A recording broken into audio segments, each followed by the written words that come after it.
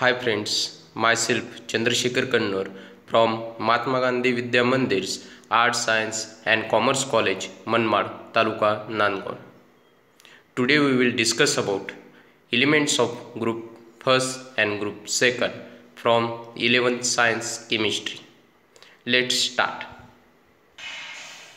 In previous syllabus, the chapter is known as S block elements. Now in revised syllabus, the chapter is converted into elements of group first and group second. This is the skeleton of periodic table. In periodic table, as we know that there are 7 periods as well as 18 groups. In this periodic table, there are also 4 blocks: S block, P block, D block, F block. In this chapter, we will discuss about S block element, means group first and group second. In group first, also known as alkali metals, means group फर्स्टमध्ये जेवढे elements आहेत ते सर्व alkali metals आहेत. मग alkali metal म्हणजे काय किंवा त्या ग्रुप फर्स्टमध्ये कोणते कोणते एलिमेंट येतात त्याबद्दल आपण डिस्कशन करणार आहोत.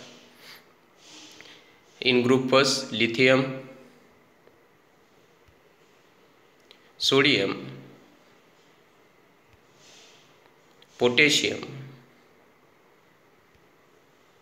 Rubidium, caesium, francium. तर अशा पद्धतीने अल्कली मेटल्समध्ये मीन्स ग्रुप फर्स्टमध्ये एवढे एलिमेंट्स येत असतात. त्यानंतर ग्रुप सेकंडमध्ये अल्कलाइन अर्थ मेटल्स असतात. मग अल्कलाइन अर्थ मेटल म्हणजे कोणते कोणते मेटल येतात, तर पहिला आहे ग्रुप सेकंडमधला बेरिलियम. तर पहिला आहे बेरिलियम, दुसरा आहे magnesium, third one is calcium, fourth one is strontium, fifth one is barium, sixth one is radium. तर अशा पद्धतीने ही सर्व काय आहेत अल्कलाइन अर्थ मेटल. तर चला बघूया एक एक ग्रुपचा आपण स्टडी करूया. तर सर्वात अगोदर ग्रुप फर्स्ट म्हणजे त्या ग्रुप फर्स्टमध्ये कोणते कोणते अल्कली मेटल्स आहेत, मग त्याचा आपण स्टडी करणार आहोत. तर सर्वात अगोदर ह्या ग्रुप फर्स्टमधल्या एलिमेंट्सला अल्कली मेटल्स का म्हटलं जातं? Y these elements called alkali metals? Because they form hydroxide on reaction with water which are strongly alkaline in nature. कारण ते जेव्हा वॉटरबरोबर रिॲक्ट होतात ते हायड्रॉक्साइड फॉर्म करतात आणि ते नेचरमध्ये अल्कलाइन आहेत. त्याच्यामुळे त्या ग्रुप फर्स्ट एलिमेंट्सला अल्कली मेटल असं म्हटलं जातं. Occurrence of alkali metals. तर हे अल्कली मेटल्स किती प्रमाणात आढळतात ते आपण बघणार आहोत, ऑकरन्स बघणार आहोत. त्याच्यातला पहिला सोडियम आणि पोटॅशियमचा जर विचार केला तर हे ॲबंडंट आहेत, म्हणजे चांगल्या प्रमाणात आढळतात. त्यानंतर जर लिथियम, रुबिडियम आणि सीसियमचा विचार केला दे आर लेस ॲबंडंट. आणि फ्रान्सियमचा विचार केला तर francium is radioactive. Note down करायचे. नोट डाऊन करताना सर्वात अगोदर म्हणजे lithium shows similarities to magnesium in many of their properties. This is due to diagonal relationship. तर पहिल्या ग्रुपमधून लिथियम जो असेल आणि ग्रुप सेकंडमधला मॅग्नेशियम जे असेल यांच्या बऱ्याचशा प्रॉपर्टीज ह्या सिमिलर असल्यामुळे त्यांच्या दोघांच्या रिलेशनला डायगोनल रिलेशनशिप असं म्हटलं जातं. मग हे डायगोनल रिलेशनशिप कशामुळे होत असते, तर diagonal relationship is due to the similarity in ionic size and ratio of the elements. तर कारण ह्या डायगोनल रिलेशनशिपमध्ये दोघांची जी आयोनिक साईज असेल किंवा रेशो असेल हा काय असतो, नियर अबाउट सिमिलर असतो, म्हणून त्याच्यात डायगोनल रिलेशनशिप होत असते. ज्या पद्धतीने एखादा 11th स्टँडर्डचा विद्यार्थी असेल आणि एखादा 12th स्टँडर्डचा विद्यार्थी असेल त्यांचे जर विचार पटत असतील तर त्यांच्यात सुद्धा एक मैत्रीत्व होऊ शकते. मग त्याच पद्धतीने त्याला डायगोनल रिलेशनशिप म्हटलं जातं. त्याच पद्धतीने इथे सुद्धा ही डायगोनल रिलेशनशिप आहे. मग आता ह्या डायगोनल रिलेशनशिप कशा कशा पद्धतीचे असतात ते आपण बघणार आहोत. तर पहिल्या ग्रुपमध्ये लिथियम आणि मॅग्नेशियममध्ये डायगोनल रिलेशनशिप असते. त्यानंतर बेरियम ॲल्युमिनियममध्ये डायगोनल रिलेशनशिप असते. बोरॉन आणि सिलिकॉनमध्ये सुद्धा डायगोनल रिलेशनशिप असते. ओव्हरऑल पिरियॉडिक टेबलचा जर विचार केला तर अशा पद्धतीचे ह्या डायगोनल रिलेशनशिप आहेत. General properties of alkali metal. तर अल्कली मेटलच्या काही जनरल प्रॉपर्टीज आपण बघणार आहोत. म्हणजे ग्रुप फर्स्टच्या काही जनरल प्रॉपर्टीज बघणार आहोत आपण. General properties of alkali metals. Electronic कॉन्फिगरेशनचा जर विचार केला तर general electronic configuration of alkali metal is NS1. तर अल्कली मेटलचे जेवढे एलिमेंट्स आहेत त्यांचं जनरल इलेक्ट्रॉनिक कॉन्फिगरेशन काय येतं NS1. They contain 1 electron in their valence shell. आणि त्यांचे जे व्हॅलेन्स शेलमध्ये तर एकच इलेक्ट्रॉन असतो. They are not found in a free state in a nature. आणि त्यांचा जर विचार केला तर ते फ्री स्टेटमध्ये नेचरमध्ये राहत नाहीत. आता इलेक्ट्रॉनिक कॉन्फिगरेशनचा आता तुमच्यासमोर टेबल दिसत आहे. ग्रुप फर्स्टमध्ये जेवढे एलिमेंट्स आहेत त्यांचं इलेक्ट्रॉनिक कॉन्फिगरेशन आहे इथे. त्याचे त्याचबरोबर सिम्बॉल पण दाखवलेले आहे आणि त्यांचा ॲटॉमिक नंबर पण दाखवलेला आहे.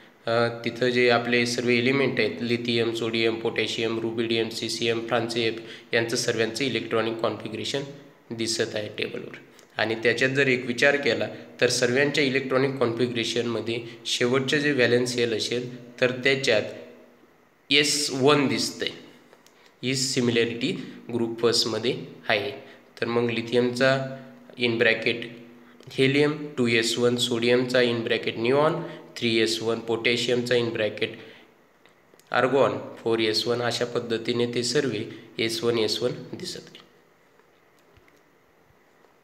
आता मग अल्कली यांचे मेल्टिंग पॉईंट कशी आहे अल्कली मेटलचे एलिमेंट्स. लिथियमचा मेल्टिंग पॉईंट किती आहे 454 केल्विन. सोडियमचा 371, पोटॅशियमचा 336, रुबिडियमचा 312 आणि सीसियमचा 302. तर मग यांची ऑर्डर कशी मेल्टिंग पॉईंटची म्हणजे लिथियमपासून तर सीसियमपर्यंत यांची ऑर्डर जी असेल लिथियम हा जास्त मेल्टिंग पॉईंट आहे. लिथियमपेक्षा सोडियमचा कमी, सोडियमचा पेक्षा पोटॅशियमचा कमी, पोटॅशियमपेक्षा रुबिडियमचा कमी आणि रुबिडियमपेक्षा सीसियमचा कमी. तर अशा पद्धतीने त्यांची ऑर्डर आहे. Melting point and boiling point are low due to decrease in the strength of metallic bond. तर हे मेल्टिंग पॉईंट बघितलं. आता बॉइलिंग पॉईंट बघूया. तर बॉइलिंग पॉईंट लिथियमचा 1615 केल्विन, सोडियमचा 1156 केल्विन, पोटॅशियमचा 1032 केल्विन, रुबिडियमचा 961 केल्विन, सीसियमचा 944 kelvin. Order of boiling point of alkali metals. तर मग यांची ऑर्डर कशी. यांची ऑर्डर त्याच पद्धतीची आहे ज्या पद्धतीची मेल्टिंग पॉईंटची ऑर्डर होती. लिथियम हा मोठा आहे सोडियमपेक्षा, सोडियम हा मोठा आहे पोटॅशियमपेक्षा, पोटॅशियम हा मोठा आहे रुबिडियमपेक्षा, रुबिडियम हा मोठा आहे सीसियमपेक्षा. आयोनायझेशन एन्थाल्पी बघणार आहोत. तर ionisation enthalpy of the alkali metals are considerably low and decrease down the group from lithium to caesium. तर यांची जी ऑर्डर जी असेल आयोनायझेशन एन्थाल्पीची अल्कली मेटलची तर ती त्याच पद्धतीने लिथियमची जास्त आहे, सोडियमची लिथियमपेक्षा कमी आहे, सोडियमची जास्त आहे, पोटॅशियमची कमी आहे. अशा पद्धतीने ही सर्व ऑर्डर आहे. आता जनरल प्रॉपर्टीज बघितल्या. आता पुढच्या प्रॉपर्टीज बघणार आहोत physical properties of alkali metals. Alkali metals are silvery white soft and light metal. तर अल्कली मेटलचा जर विचार केला तर ते थोडेसे सर्व एलिमेंट जे सिल्वरी व्हाईट आहेत, सॉफ्ट आहेत आणि लाईट आहेत. Because of large size these elements have low density which increase down the group from lithium to cesium. तर कारण त्यांची लार्ज साईज आहे सर्व एलिमेंटची. Large size these elements have low density which increase down the group from lithium to cesium. However, potassium is lighter than sodium. आणि त्यातल्या त्यात विचार केला तर पोटॅशियम हा लाईटर आहे सोडियमपेक्षा. So density of alkali metals are as follow. तर मग अशा पद्धतीची ही ऑर्डर आहे डेन्सिटीची. CCM इथं फक्त ही ऑर्डर चेंज झालेली. Chemical properties of alkali metals. Chemical properties of alkali metals. The alkali metals are highly reactive due to their large size and low ionization enthalpy. तर हे अल्कली मेटल्स हे ते highly reactive आहेत. का highly reactive आहेत? Due to their large size and low ionisation enthalpy. The reactivity increase down the group. तर यांची रिएक्टिव्हिटी जशी जशी आपण खाली ग्रुपकडे जाणार तशी तशी यांची रिएक्टिव्हिटी इन्क्रीज होणार आहे. Lithium, sodium, potassium, rubidium, cesium, francium increase in reactivity.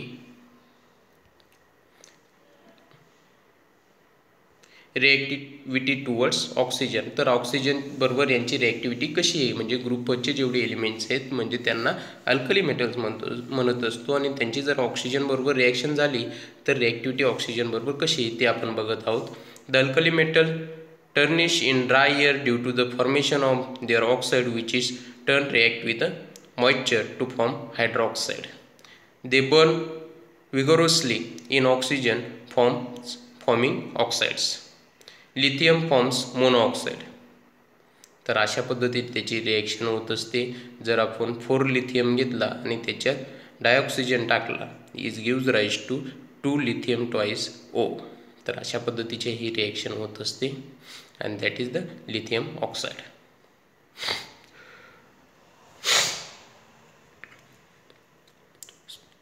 Sodium forms monoxide is limited supply of oxygen and peroxide in excess of oxygen.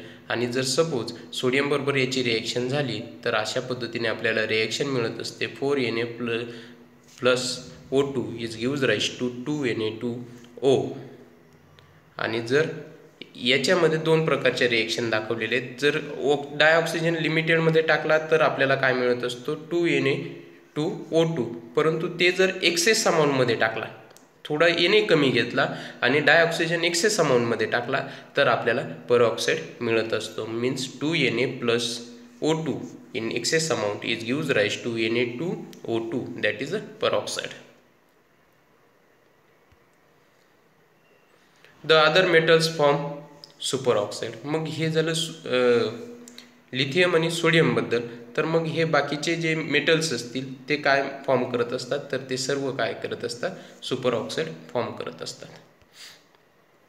Means ते सर्व अल्कली मेटल घेतले आणि त्याच्यात जर O2 एक्सेस अमाऊंटमध्ये टाकला तर आपल्याला MO2 मिळत असतो. M stands for alkali metal. म्हणजे कोणताही अल्कली मेटल तुम्ही तिथे घेऊ शकता आणि अशा पद्धतीची ही रिॲक्शन आपल्याला मिळत असते.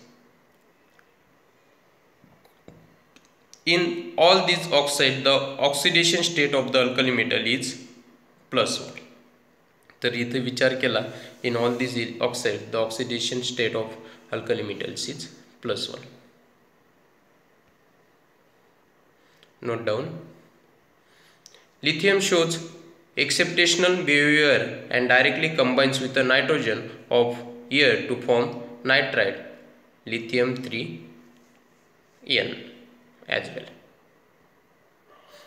Because of their high reactivity towards air and water, alkali metals are normally kept in kerosene oil.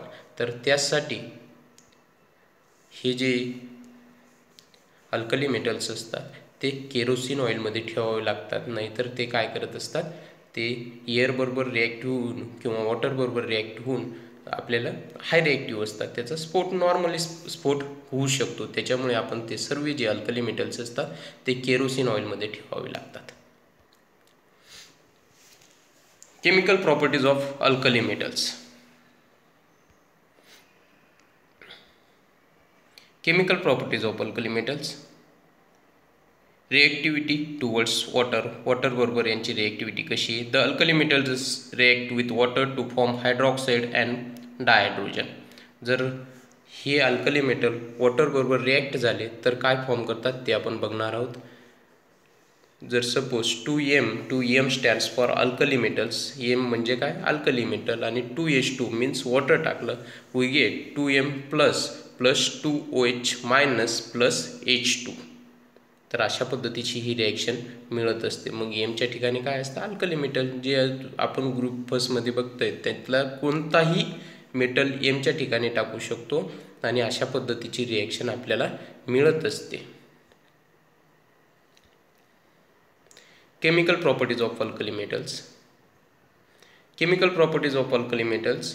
रिॲक्टिव्हिटी towards dihydrogen. मग ह्या अल्कली मेटलची रिॲक्टिव्हिटी डायहायड्रोजन बरोबर रिॲक्टिव्हिटी कशी असते ते आपण बघणार आहोत.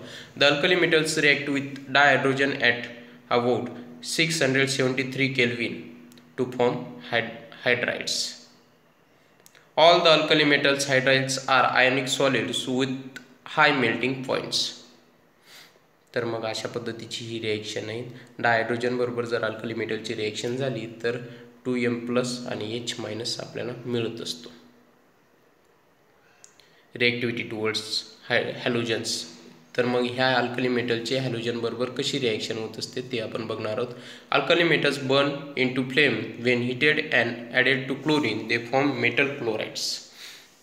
Lithium plus chlorine is gives rise lithium chloride. जर लिथियम आणि क्लोरीनची रिॲक्शन, क्लोरीन काय आहे, हॅलोजन आहेत. हॅलोजन कोणते कोणते आहेत, क्लोरीन, ब्रोमीन, आयोडीन. तर हे तुमचे काय आहेत, हॅलोजन्स आहेत. मग जर ह्या लिथियम बरोबर क्लोरीनची रिॲक्शन झाली तर आपल्याला काय मिळत असतो, लिथियम क्लोराईड मिळत असतो. तर तुमच्या स्क्रीनवरती रिॲक्शन दाखवली गेलेली आहे. 2 लिथियम इन एस म्हणजे सॉलिड स्टेटमध्ये plus dichlorine in gaseous state आणि is gives rise to 2 LiCl that is a lithium chloride. आणि तो आपल्याला जो फॉर्म मिळत असेल तो सॉलिडमध्ये मिळतो प्रॉडक्ट. थँक्यू.